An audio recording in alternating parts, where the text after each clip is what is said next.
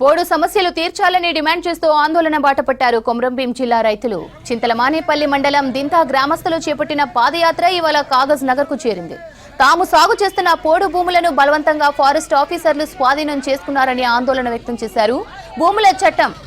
భూముల చుట్టూ కంచె వేస్తూ ఇబ్బందులకు గురి చేస్తున్నారన్నారు. తాము సాగు భూములను తమకే ఇవ్వాలని సీఎం వద్దకు వెళ్తున్నామన్నారు రైతులు.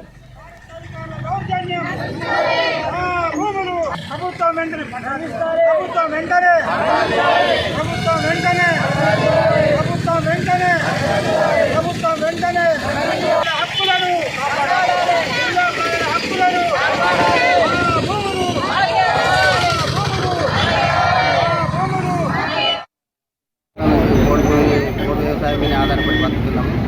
ఫారెస్టులను ఎంత మర్యాదగా వేడుకున్నా కానీ మాకు వాళ్ళేం స్పందిస్తలేదు. కాబట్టి మాకు ఇక్కడ తినదు కాదు అని మేము పాదయాత్రగా హైదరాబాద్ పోతున్నాము. అక్కడ అసెంబ్లీలో ముఖ్యమంత్రి దగ్గర కలుద్దామని పాదయాత్ర